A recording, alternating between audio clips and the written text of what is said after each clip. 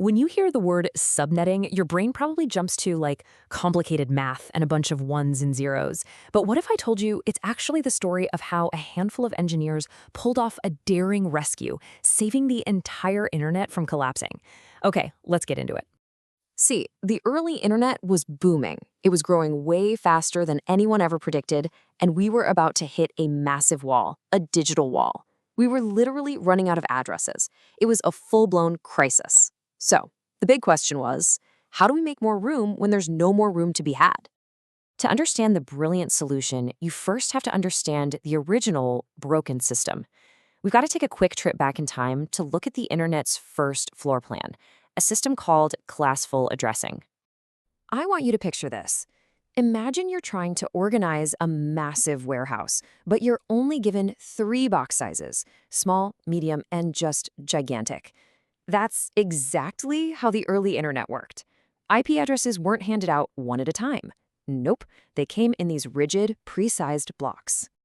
And the leap in size between these classes was just insane. You had your small class C networks, your medium-sized class Bs, and the absolutely enormous class A networks. The problem? There was no in-between, nothing. And the organization in charge of handing out these boxes was IANA, the Internet Assigned Numbers Authority. They'd look at a company, size them up, and say, yep, you look like a medium box, and hands them a class B. It seemed logical at the time, but in practice, it was a recipe for disaster. And that disaster had a very simple name: waste. Just an unbelievable amount of it.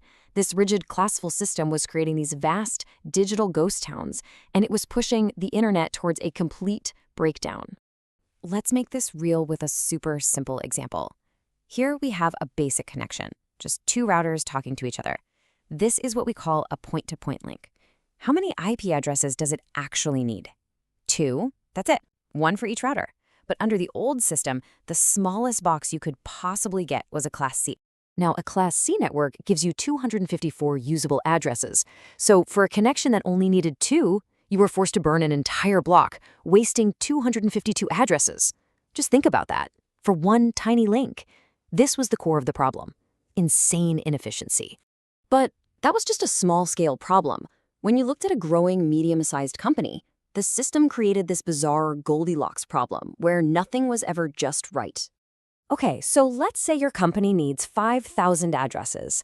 A Class C is way, way too small. That's only 254. So you have to go to the next size up, a Class B.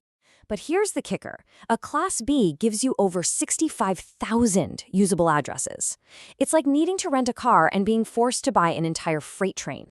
So for this one company to get the 5,000 addresses it needed, around 60,000, let me say that again, 60,000 addresses were completely wasted, locked away, unusable by anyone else. Now multiply that kind of waste by thousands of companies all over the world. Yeah, you can see why we were in so much trouble. Clearly, things had to change. The internet desperately needed a smarter, more flexible way to assign addresses. The solution was to basically tear up the old blueprints and create what we now call a classless future. So, in 1993, the Internet Engineering Task Force, the IETF, introduced the hero of our story, CIDR. It stands for Classless Inter-Domain Routing. And this wasn't just a patch, it was a complete replacement for that old, broken system. And the difference between the two systems? It was night and day. The old classful system was rigid and wasteful. CIDR, on the other hand, was flexible and incredibly efficient. It completely ditched the fixed A, B, and C blocks and instead allowed network admins to create custom-sized networks, or as we call them, subnetworks. So how does all this magic actually work? How do you create these custom-sized networks? Well, the secret is in a tiny piece of notation that you've probably seen a million times without thinking about it: the slash. CIDR introduced what we call slash notation, like the /24 or the /25 you see after an IP address. That number isn't random. It tells you exactly how many bits of the 32-bit IP address are being used to define the network itself, and that, in turn, is what defines the network's size. And from that simple slash number, we can use a super simple formula to figure out how many devices can actually fit on that network. It's 2 to the power of n minus 2. N is just the number of bits that are left over for our devices, our hosts. So why do we subtract 2?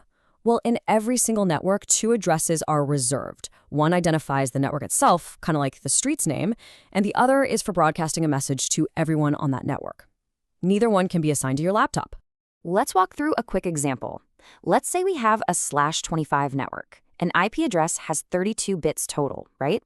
We subtract the 25 network bits that the slash told us about, and that leaves us with 7 host bits. Now for the math. 2 to the power of 7 is 128. We subtract our 2 reserved addresses and bam, 126 usable IPs. A perfect custom fit. 0 waste. Now, this math isn't just an abstract formula. It directly maps to the ones and zeros underneath it all. That slash number is really just a shortcut. It tells a router exactly where to draw the line, the boundary between the part of the address that identifies the network and the part that identifies a specific device on it. And this is the absolute key takeaway.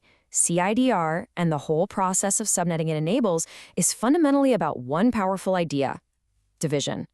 Just like this quote says, it allowed us to take those huge, wasteful address blocks and chop them up into smaller, perfectly sized subnetworks. It was an absolute game changer. So we solved the digital housing crisis by inventing a way to subdivide our property. We can now create networks of any size we need, saving the internet from running out of room. But that brings up a new question, right? We know the math behind dividing networks, but how do we actually create, manage, and route between these subnets in the real world? Well, that's a story for another explainer. And hey, if you enjoyed this explainer and want to see more like it, clicking that subscribe and like button really does help us keep them coming. Thanks for watching.